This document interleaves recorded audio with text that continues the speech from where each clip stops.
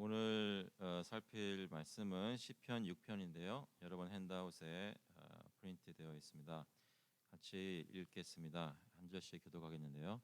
제가 먼저 1절 읽고 2절 읽으시면 되겠습니다. 다윗의 시 인도자를 따라 현악 8줄에 맞춘 노래. 여호와여, 주의 분노로 나를 책망하지 마시오며 주의 진노로 나를 징계하지 마옵소서. 여호와여, 내가 수척하였사오니 내게 은혜를 베푸소서. 여호와여, 나의 뼈가 떨리오니 나를 고치소서. 나의 영혼도 매우 떨리나이다. 여호와여, 어느 때까지니까? 여호와여, 돌아와 나의 영혼을 건지시며 주의 사랑으로 나를 구원하소서. 사망 중에서는 주를 기억하는 일이 없사오니 스올에서 주께 감사할 자 누구리이까? 내가 단식함으로 피곤하여 밤마다 눈물로 내 침상을 띄우며 내 요를 적시나이다. 내 눈이 근심으로 말미암아 쇠하며 내 모든 대적으로 말미암아 어두워졌나이다. 악을 행하는 너희는 달아 나를 떠나라. 여호와께서 내 울음소리를 들으셨도다. 여호와께서 내 간구를 들으셨으며 여호와께서 내 기도를 받으시리로다. 내 모든 원수들이 부끄러움을 당하고 심히 떨미어 갑자기 부끄러워 물러가리로다. 아멘. 시편 6편 말씀은 저희 배경에 설명한 것처럼 애가 또는 비탄의 노래라고 부르는데요. 영어로는 Psalm of Lament 그러죠. Lament 그러면 Lamentation, 예레미야 애가를 연상하게 되는데 시편 중에 몇 가지 시편들은 특히 이 슬퍼하는 노래, 애통해하는 노래로 분류가 됩니다. 그래서 여기 핸드아웃에 나열해드린 6편, 32편, 38편, 51편, 102편, 130편, 143편 이런 것들은 그 초대교회에서도 그런 애가로 불렀다고 합니다. 특별히 이 시편 6편은 개인적인 비통한 마음을 토로하는 시인데요. 다윗이 시라고는 하는데 다윗의 정확하게 어떤 삶 속에서 있었던 사건을 가지고 이렇게 애통해하는지 그것은 저희가 이 시편을 보고서는 잘 알 수가 없습니다. 다윗의 삶 속에 여러 가지 비통해할 만한 일들이 많이 있었지만 그 중에 어떤 것에도 저희가 이것을 묵상하면서 적용할 수가 있겠는데요. 다윗의 삶뿐만 아니라 교회의 삶, 또 우리 개인의 삶에서 우리가 주님께 나와서 슬픈 마음으로 애통해할 때 주님께서 들으시는 것을 저희가 기억합니다. 저는 1절부터 3절까지 먼저 보시면 1절에 보니까 여호와여, 주의 분노로 나를 책망하지 마시오며 주의 진노로 나를 징계하지 마옵소서 했습니다. 하나님께서 왜 분노하실까요? 분노하시는 이유는 자기 백성이 죄를 지었기 때문에 그렇죠. 하나님께서 자기 백성에게 분노하실 때는, 진노하실 때는 백성의 죄악 때문에 그렇습니다. 그래서 지금 하나님의 진노를 경험하는 자가 하나님께 호소하고 있죠. 무엇인가 제가 알 수는 없지만 무엇인가 죄를 지은 것에 대해서 하나님이 진노하시고 징계하시는 것을 경험하고 있습니다. 하나님과 가까이 지낼 때도 있고 하나님 말씀을 잘 순종하면서 그 평안함, 은혜를 누릴 때도 있지만 또 동시에 하나님을 떠났다가 하나님을 섬기지 않고 거역했다가 주님이 징계하시는 것 때문에 경험하는 언약 백성의 모습이 여기 나타나고 있죠. 여러분은 혹시 그러실 때 있으세요? 죄짓고 슬퍼하실 때 있으세요? 이 다윗은, 이 시편 기자는 하나님께서 진노하시는 것, 그것에 대해서 자신의 죄를 부정하는 것이 아닙니다. 자신은 무엇을 잘못하였는지 알고 있습니다. 그런데 징계를 받아 마땅함을 알면서도 또 그 고통 가운데 하나님께 호소하고 있는 것이죠. 하나님, 나를 불쌍히 보시고 진노로 나를 징계하지 마시옵소서라고 간절히 구하고 있습니다. 잠깐 여기서 생각해 볼 것은 하나님, 진노로 나를 징계하지 마시옵소서라는 그 기도의 동기가 무엇이라고 생각하십니까? 왜 하나님 나에게 진노하지 마시고 분노하지 말아 주세요라고 얘기를 할까요? 왜 그렇게 하지 말아달라고? 네? 공의로운 하나님이니까 이렇게 진노하시는데, 분노하시고 징계하시는데 그것을 그만해 주세요라고 기도하는 이유는 뭘까요?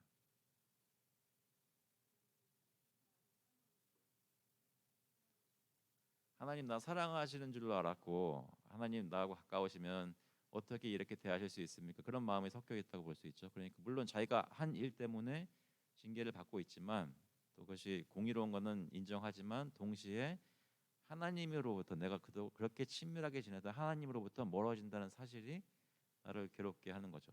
물론 내 몸이 아프니까 너무 아파요 하는 것도 분명히 있죠. 저희 삶 속에서도 있습니다. 그런데 저희 마음을 더 힘들게 하는 것은 나의 죄 때문에 하나님과의 관계가 멀어진다는, 하나님 나에게 찌푸린 얼굴을 대하고 계신다, 이렇게 이런 생각을 하면 마음이 아픈 것이죠. 기억해 보시면 예수님께서 십자가 달리셨을 때 어, 손에 박힌 못과 다리에 박힌 그 못이 아, 고통스러운 것도 물론 있었지만 제일 예수님이 힘들게 했던 것은 하나님으로부터 버려지고 끊겨졌다는 그 사실, 그 사상 죄를 지고 가면서 하나님으로부터 끊어져야 한다는 그 사실이 예수님을 가장 고통스럽게 했습니다. 그래서 진노로 나를 징계하지 마시옵소서라는 그 기도에는 하나님과 나의 관계를 생각하는 것이 있단 말이죠. 예수님의 경우는 자기 죄가 아닌데도 십자가에서 고통을 받으셨습니다. 누구 죄 때문에요? 우리 죄 때문에 그렇죠. 그것을 위해 예수님께서 오셨죠. 여러분 잘 아시는 이사야 말씀 잠시 한번 살펴볼까요? 53장 찾아보시면 성경 가지고 계시면 이사야서 53장 한번 보겠습니다.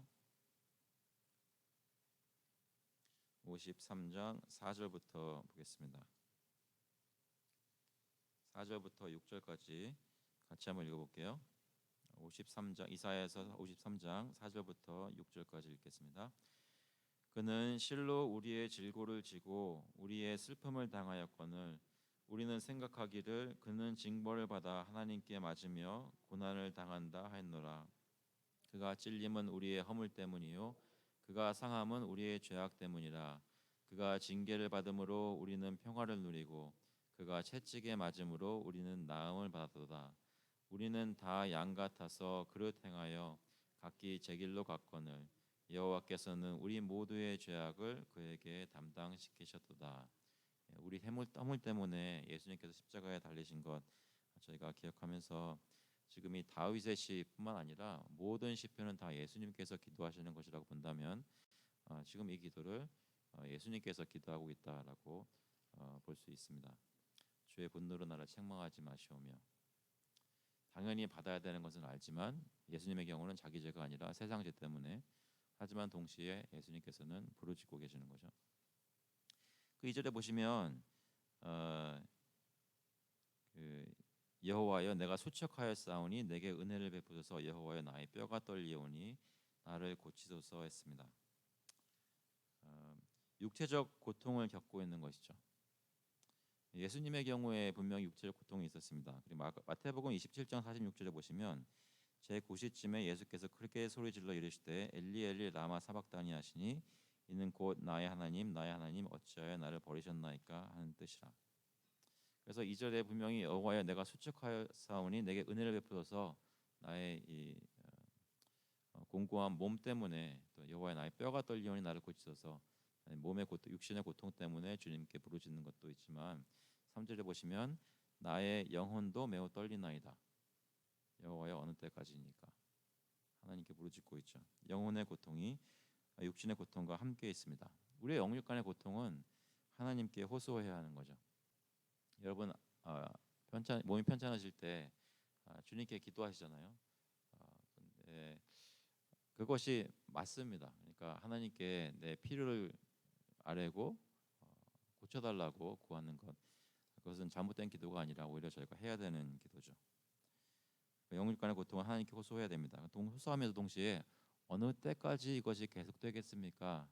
라고 질문하는 것은, 부르짖는 것은 반면에 고통이 계속되지 않을 것에 대한 믿음이 있기 때문이라는 거죠. 지금은 이렇게 힘들지만, 그리고 이유가 있기 때문에 내가 이 고통을 당하고 있지만 언젠가는 이 고난이 끝날 것이다 라는 것에 대한 소망과 믿음이 있기 때문에 언제까지, 어느 때까지니까 라고 부르짖고 있습니다. 그 얘기는 하나님께서는 저에게 고난도 주시고 고통도 주시지만 또 그것을 언제 멈추실지 주님께서 주관하신다는 것이죠. 그 고통과 고난에 대해서 가장 잘 얘기한 성경책 중에 한 가지가 뭔지 아시죠? 욥기죠. 욥기 한번 살펴보겠습니다. 욥기 보시면 1장 21절에 찾아보시면요. 욥기 1장에 보시면 욥이 부자였는데 아들 7과 딸 3이 있었는데 갑자기 하루아침에 모든 재산을 잃고 아들과 딸들이 죽었죠. 그때 욥이 고백하는 거 있습니다. 20절에 보시면 1장 20절에 같이 한번 읽어보겠습니다. 욥이 일어나 겉옷을 찢고 머리털을 밀고 땅에 엎드려 예배하며 이르되 내가 모태에서 알몸으로 나왔사온즉 또한 알몸이 그리로 돌아가올지라 주시니도 여호와시요 거두시니도 여호와시오니 여호와의 이름이 찬송을 받으실지니이다 하고, 아시는 대로 욥은 고대의 사람인데요. 아브라함 때나 그 전일 수도 있는데 그때부터 하나님을 섬기는 사람들은 늘 삶 속에 일어나는 모든 일은 다 하나님께서 주관하신다고 고백했고, 그리고 하나님께서는 고난을 주시기도 하시고 고난을 거두어 가기도 하시고 복을 주시기도 하시고 복을 거두어 가시기도 한다는 것을 고백했습니다. 욥기 2장 보시면 욥기 2장 10절에 욥의 몸을 사단이 치죠. 그래서 막 제 가운데서 자신을 긁고 있었을 때 그때 욥의 아내가 내가 긁어줄까요? 한 게 아니라 막 뭐라 그랬죠. 9절에 보시면 그의 아내가 그에게 이르되 당신이 그래도 자기의 온전함을 굳게 지키느냐 하나님을 욕하고 죽으라.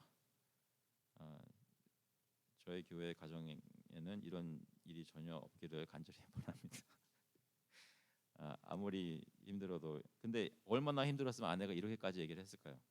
근데 10절에 보면 욥이 또 고백하죠. 그가 이르되 그대의 말이 한 어리석은 여자의 말 같도다. 우리가 하나님께 복을 받았은즉 화도 받지 아니하겠느냐 하고 이 모든 일에 욥이 입술로 범죄하지 아니하니라. 욥이 입술로는 이렇게 말을 했지만 아마 그 마음으로는 다윗과 같이 시편 기자와 같이 기도하지 않았을까 싶습니다. 나의 영혼도 매우 떨리나이다. 여호와여 어느 때까지니까. 그 얘기는 욥도 이 고통이 계속해서 끊임없이 되지는 않을 것이라고 믿었던 것이 있었겠죠. 잠깐 적용해 보시면 하나님이 내가 잘못한 것 때문에 나를 징계하고 계신다고 느낀 적이 있으십니까? 여러분이 어떤 힘든 일을 당하셨을 때 그 힘든 일을 당하면서 왠지 모르게 내가 잘못했던 것이 기억나면서 내가 이렇게 잘못했기 때문에 내 삶 속에 이런 일이 벌어지는구나라고 혹시 느끼신 적은 있으셨나요?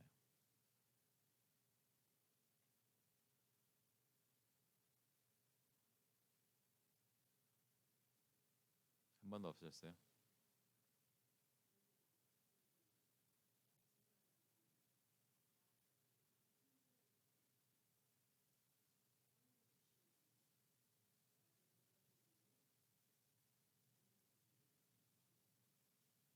예, 힘든 일을 당할 때 하나님 나를 내가 실족하지 않고 올바른 길로 갈 수 있도록 인도해 주세요라는 기도가 나오는데요.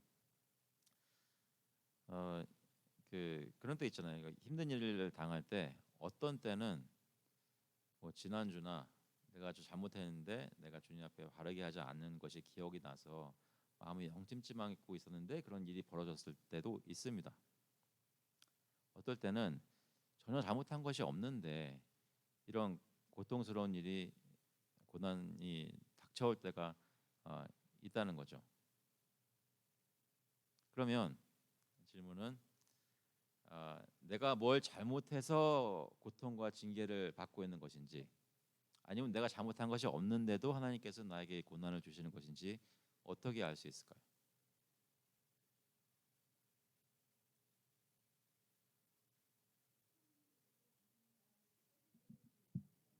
하나님께서 깨닫게 해주신다. 네, 네,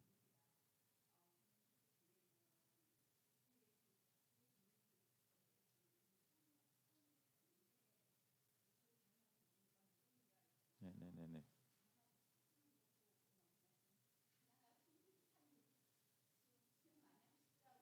네, 네, 네, 네,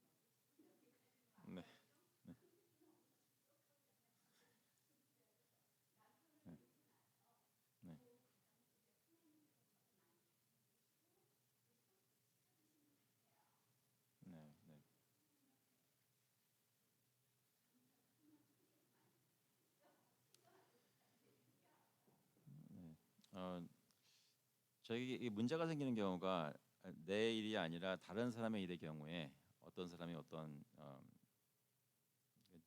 재난을 당했을 때 그 사람이 전에 했던 일들을 기억하는 게 있어가지고 그 사람이 하나님 순종하지 않더니 이런 일을 당했더라라고 다른 사람 판단한다 그러면은 이제 문제가 생기겠죠. 근데 그것이 아니라 내 삶을 돌아볼 때, 다른 사람은 모르고 나만 알잖아요.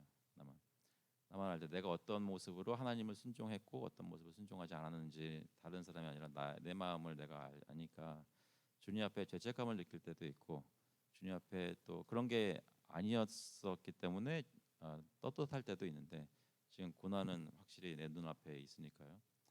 이건 좀 어려운 문제 같아요.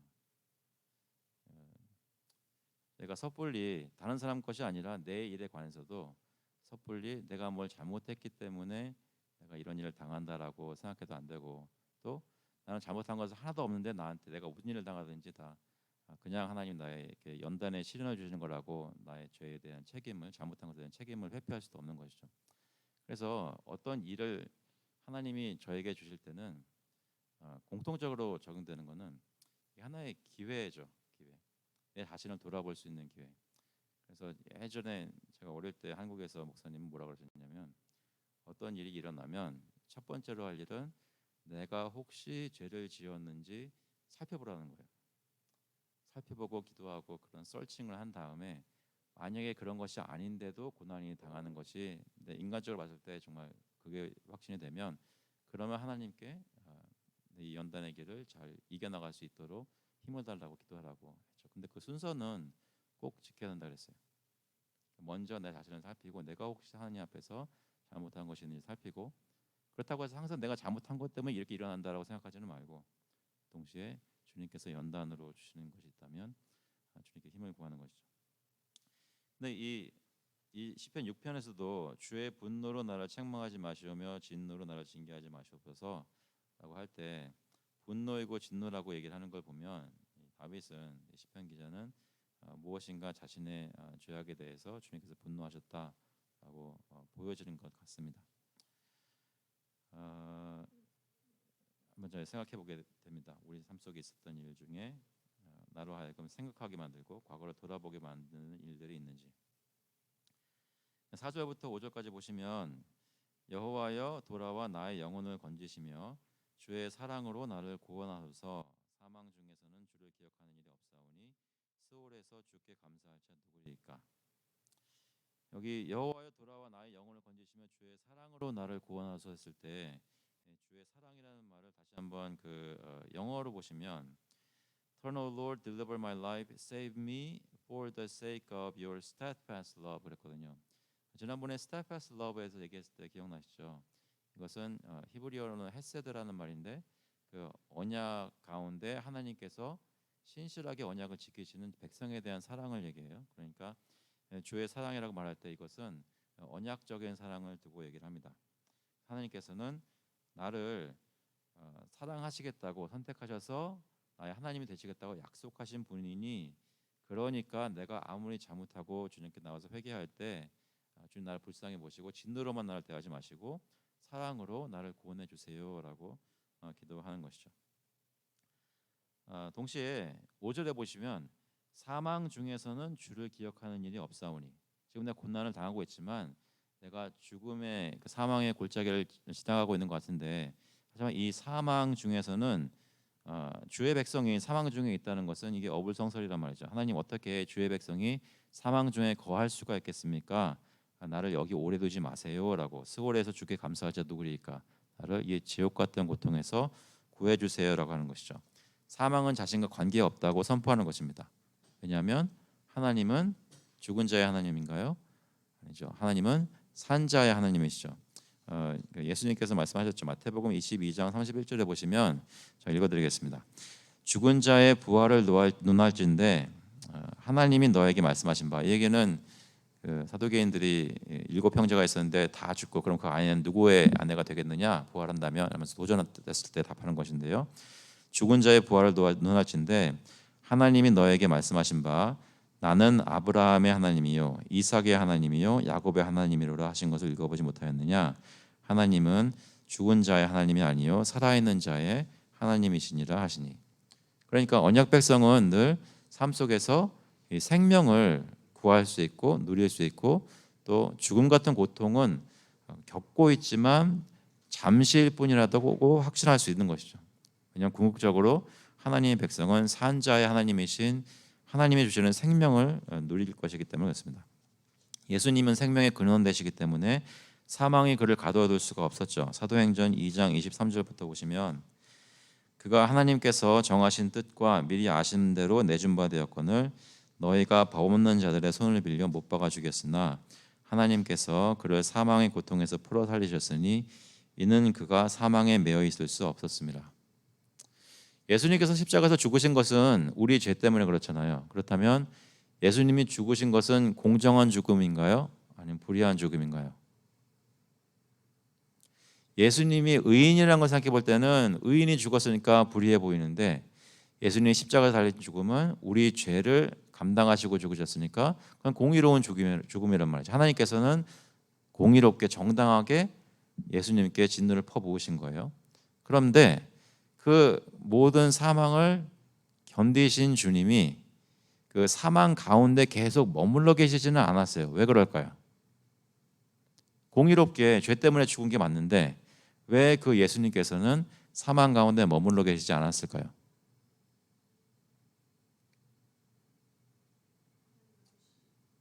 하나님의 뜻이 예수님이 다시 살아나는 것이기 때문에 맞습니다. 근데 왜 하나님의 뜻이 그럴까요? 우리를 위해서, 우리를 살리기 위해서, 그렇죠? 근데 예수님 자신이 왜 사망 가운데 매여 있을 수 없었을까? 산지 하나님이기 때문에. 왜냐하면 하나님 자신이 생명 되시기 때문에, 그리고 예수님은 하나님의 아들 성자 하나님이시기 때문에 생명을 사망이 구속할 수 없기 때문에 그렇다는 거죠. 물론 우리를 구원하시는 목적 때문에 그런 거 분명히 있습니다. 그렇죠? 그리고 이 세상에 예수님이 어떤 분이신지 선포하는 게 있는데 선포하는 내용은 본질적으로 예수님은 죽은 자 가운데 머물러 있을 수 없다는 것이죠. 그분이 생명 되시기 때문에 사망은 하나님을 올가매할 수 있는 힘이 없는 거죠. 그럼 이걸 적용해 보면 예수 그리스도 안에 있는 우리는 주님 안에 있는 한 사망이 우리를 침노해서 이렇게 해할 수 있나요? 없단 말이죠. 본질적으로 없는 거예요. 이해되시나요?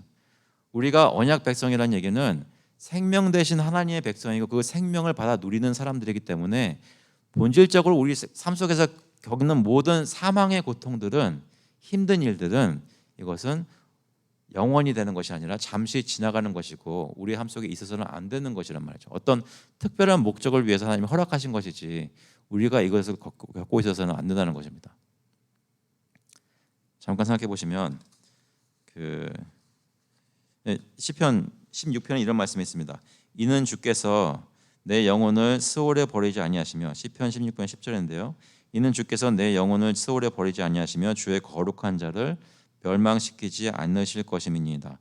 주께서 생명의 길을 내게 보이시리니 주의 앞에는 충만한 기쁨이 있고 주의 오른쪽에는 영원한 즐거움이 있나이다. 여러분 중에 혹시 지금 굉장히 힘든 분 계세요? 혹시 있으시다면 또 앞으로도 우리가 겪는다면 예전에도 겪었다면 그때 붙잡을 말씀이죠. 하나님께서는 생명 되시고 우리는 그 생명 되신 하나님 안에 거하고 있습니다라고 고백하면서 주님께서 나를 스올에 버리지 않을 것이다라고 확신을 가질 수 있죠. 우리는 고난 중에 하나님의 언약을 기억하고 부르짖고 있습니까?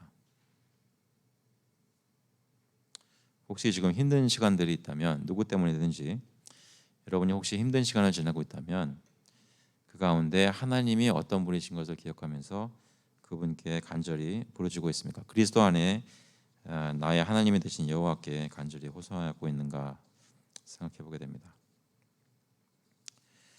6절부터 보시면 이런 말씀이 있습니다. 내가 탄식함으로 피곤하여 밤마다 눈물로 내 심상을 띄우며 내 요를 적시나이다. 내 눈이 근심으로 말미암아 쇠하며 내 모든 대적으로 말미암아 어두워졌나이다. 이런 일들이 저희에게도 있죠. 침상을 눈물로 적시는 일들이 있습니다. 실제 일상 중의 고통을 토로하는 것입니다. 그래서 쉴 수 있는, 쉬어야 되는 그 안식의 침대가 고통과 눈물의 침대가 되었습니다. 밤에 쉬면서 안식을 누린 것이 아니라 눈물을 흘리며 고통스러워하는 것이죠. 쉼이 없습니다. 여러분 주무실 때 요즘 잠을 잘 주무시고 계신가요? 잘 주무시고 계세요? 예전에 이번에 한국에서 돌아올 때 일본에 들렸거든요. 근데 경유되는 시간이 너무 길어가지고 거기 도쿄에 있는 호텔에 잠깐 한 밤을 지냈습니다. 근데 세상 모르고 잤어요. 굉장히 푹 잤습니다. 여러 가지 이유가 있었겠지만 그 침대가 좋았던 것 같아요. 근데 생각해 보니까 저의 침대를 바꿔야 될 것 같더라고요. 집에 그 문제가 있어요. 근데 그 짧은 시간이었는데 그때 한 4시간 잤나 그랬거든요. 그 호텔에서. 근데 굉장히 푹 자가지고 딱 일어나니까 거뜬하더라고요. 원래 밤에 잠을 잘 때는 안식을 누려야 되는데 아무리 침대가 좋아도 여러분 마음에 어떤 고통스러운 일이 있으면 눈물을 흘리면서 잘 수가 없는 상황이 되겠죠. 지금 다윗이 이 시편 기자가 그런 상황입니다. 내가 탄식함으로 피곤하여 밤마다 눈물로 내 침상을 띄우며 내 요를 적시나이다. 아무도 돌아보지 않고 있는데 내가 혼자 슬퍼하고 있는 그런 상황이죠. 내 눈이 근심으로 말미암아 쇠하며 내 모든 대적으로 말미암아 어두워졌나이다. 안식을 생각할 때 그 주일에 예배 가운데 있다는 것은 괜히 안식이라고 하는 것이 아니라 우리 삶 속의 모든 고통이 주님 앞에 드려지고 주님께 예배를 드릴 때 우리가 마음속에 영원히 쉼을 누릴 수 있다는 것입니다. 오늘 예배 중에 저와 여러분이 주님 안에서 안식을 누릴 수 있기를 간절히 바랍니다. 그 힘들게 하는 중에는 분명히 사람들과의 관계가 있습니다. 모든 대적으로 말미암아 어두워졌나이다. 지금 다윗을 어렵게 하는 사람들이, 핍박하는 사람들이 있었죠. 일상 가운데 계속되는 그런 대적들입니다. 근데 지금 다윗이 밤에 아무도 모르는 그런 가운데 눈물로 침상을 적셨던 일, 그리고 나의 대적들이 누구누구이고 하나님께 지금 얘기하고 있죠. 그 얘기는 다른 사람들에게는 얘기를 못해도 내가 힘든 일을 당하고 있을 때 주님께 나올 때는 주님께 나의 모든 고통을 그대로 기도하고 아뢰 수 있다는 것입니다. 다른 사람들한테 가서 막 욕하고 저주하는 것이 아니라 마음속에 그런 막 이 심정이 있을 때, 그런 억울한 마음들이 있을 때 주님께 나와서 다 토로하는 것이죠. 하나님께 내가 누구 때문에 힘들고 무엇 때문에 힘들고 내가 어떻게 힘들고 내 몸이 어떻게 아프고 내 마음이 어떻게 아픈지 다 얘기할 수 있습니다. 우리는 하나님께 우리의 고통을 있는 그대로 솔직히 토로하고 있습니까? 혹시 여러분 중에 이런 기도는 하나님께 드릴 것이 못 된다 그래가지고 내가 힘든데 하나님께 기도드리지 않는 분이 혹시 있을까요? 어떤 분들은 그런 경우가 있는 것 같아요. 그러니까 하나님께 기도드릴 만한 것도 못 된다고 생각하면서 기도를 안 드릴 수가 있는데 하나님은 우리의 모든 기도를 다 들으시기를 원하시죠. 다른 사람들한테 말하지 못하는 모든 힘든 것들 다 하나님한테 말씀드리시기 바랍니다. 그래서 여기 8절에 보시면 8절부터 같이 한번 읽어보겠습니다. 8절부터 10절까지. 악을 행하는 너희는 다 나를 떠나라. 여호와께서 내 울음소리를 들으셨도다. 여호와께서 내 간구를 들으셨으며 여호와께서 내 기도를 받으시리로다. 내 모든 원수들이 부끄러움을 당하고 심히 떨미어 갑자기 부끄러워 물러가리로다. 이것은 언약 관계에 있는, 하나님과 언약 관계에 있는 사람이 그러한 언약의 하나님께 기도할 때 가질 수 있는 확신입니다. 하나님께서는 분명히 자기 백성을 구원하실 것이라고 믿는 것이죠. 그래서 지금 나는 너무나 힘들고 아무것도 바뀐 것이 없지만 삶의 고통은 계속되지만 나를 핍박하고 있는 세상에 담대히 선포하는 것으로 기도 중에 마음이 바뀌는 겁니다. 이건 다른 때 기도한 것이 아니라 이 같은 기도를 하는데 하나님께서 그 기도하는 가운데 그 사람을 만나 주셔서 다시 한번 언약의 약속을 기억하게 하시고 그 사람으로 하여금 이런 선포를 할 수 있게 하는 거죠. 대적들에게 선포를 합니다. 하나님께서는 내 울음소리를 들으셨다, 내 기도를 받으시리라. 그러니까 나를 더 이상 괴롭히지 말아라 라고 선포하는 것이죠. 그리고 저희가 하나님께서 기도를 들으셨다는 것을 확신하는 것 중에 그걸 생각해 보면 요한복음 14장 13절에 13절과 14절에 이런 말씀이 있습니다. 너희가 내 이름으로 무엇을 구하든지 내가 행하리니 이는 아버지로 하여금 아들로 말미암아 영광을 받으시게 하려 함이라. 내 이름으로 무엇이든지 내게 구하면 내가 행하리라. 하나님께서 우리의 기도를 들으신다고 확신하시나요? 하나님이 지금 요즘 내가 지금 아뢰고 있는 기도를 들으시고 들어주실 것이라고 확신하십니까? 그렇다면 어떤 기도였기에 확신할 수 있을까요? 그리스도 안에서 드린 기도는 하나님께서 분명히 들으신다고 약속하셨습니다. 너희가 내 이름으로 무엇을 구하든지. 이 이름으로 구하는 것은 저희가 여러 번 소일문답 때나 설교 시간 때 얘기를 했죠. 단순히 끝에 예수 그리스도 이름으로 기도합니다라고 예수 그리스도 이름으로 기도하는 것이 아니라 삶의 고백이 사는 모습이 그리스도 안에서 믿는 모습으로 살 때 주님이 원하신 것을 구할 때 주님께서 반드시 들으실 것이죠. 잠깐 생각해 보시면 그러면 하나님께서 지금 현재 우리로부터 우리 교회나 내 개인으로부터 들으시고 응답하셔서 긍정적으로 응답하실 만한 기도 제목은 뭐가 있을까요? 들으실 것이다 확신할 수 있는 기도.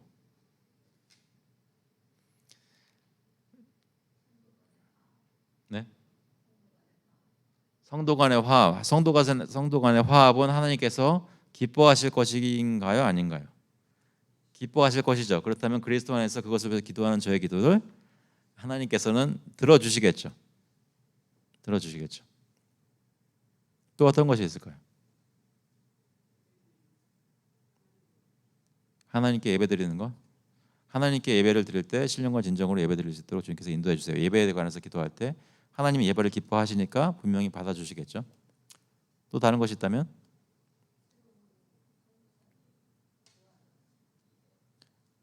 참 광고를 안 드렸는데 새로운 선교사님 구했습니다. 예. 응답 받았습니다. 그래서 저희 이제 그 기도 편지도 받게 될 거고 또 후원도 하게 될 텐데요. 1년 동안 일단 그 기간을 가지고 알아가기로 했어요. 그래서 좋은 분 구했는데 좀 시간을 보면서 더 살피기로 했습니다. 분명히 그런 것들 주님께서 응답하시죠.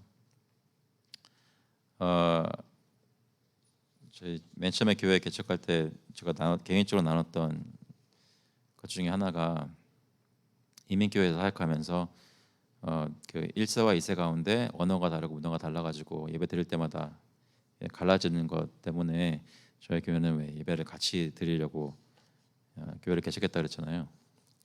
지금 교회에서 예배를 같이 드리고 있는데 우리 아이들이 예배를 다 잘 이해하고 있나요? 그래도 많이 비교해 볼 때는 많이 이해하고 있는 편이에요. 그래도 완전하지 않죠. 어떨 때는 제가 이렇게 설교할 때나 예배 인도할 때 이렇게 뒤를 보면요, 어떤 날은 아이들이 눈을 초롱초롱하면서 막 입술을 막 열어가면서 찬송을 같이 부를 때가 있어요. 어떨 때는 분명히 딴짓하고 있어요. 분명히 이게 지금 섞여 있는데 말씀을 전할 때도 어떨 때는 얘들이 이렇게 듣고 있는 때가 있거든요. 어떨 때는 뭐 그림 그리고 있어요. 근데 저희가 부모와 자녀들이 함께 주님 안에서 같이 이해하는 모습으로 예배드리고 서로 이해할 수 있게 해주세요라는 기도가 있다면 그것은 그리스도 안에서 합당한 기도일까요, 아닐까요? 합당한 기도죠. 그 얘기는 주님이 주님의 방법으로 언약 가정에 온전하게 됨을, 예배 가운데 온전하게 됨을 반드시 응답하실 것이라는 확신을 가질 수 있다는 것입니다. 그것이 우리 교회 안에서 일어날 수도 있고 우리 교회가 아닌 나중에 어떤 다른 교회에서 일어날 수도 있고 결국에는 궁극적으로 예수 그리스도가 오실 때는 모든 가족들뿐만 아니라 모든 민족들이 여러 가지 언어로 하나님을 찬양하는데 그 가운데 주님이 받으시는 예배가 이루어질 것입니다. 그래서 저희가 담대함으로 기도할 수 있는데요. 내 이름으로 무엇이든지 내게 구하면 내가 행하리라 했습니다. 그리고 여기 그 10절에 내 모든 원수들이 부끄러움을 당하고 심히 떨미어라는 것은 하나님께서 내 기도를 들으시면 나를 핍박하는 대적들은 어떻게 되겠어요? 하나님으로부터 심판을 받을 것이라는 것이 여기 섞여 있습니다. 내포되어 있습니다. 그러니까 이 다윗은 시편 기자는 심판의 하나님을 신뢰하면서 하나님께 기도를 하고 있는 거예요. 대적에 대해서 기도를 하는데 하나님이 심판하실 것이라는 생각을 안 하면 기도를 할 수가 없겠죠. 공의의 하나님에 대한 신뢰를 가지고 기도합니다. 주님이 다시 오실 날을 기다리면서 심판 날이 있다고 생각하면서 믿으면서 기도하는 것이죠. 그러니까 우리의 모든 억울함은 결국 심판 날에 밝혀질 것입니다. 그때는 저희가 다 위로를 받겠죠. 그리스도 안에서 행한 자들은 다 위로를 받습니다. 요한계시록 21장 3절과 4절 말씀인데 이거 같이 한번 찾아보죠. 요한계시록 21장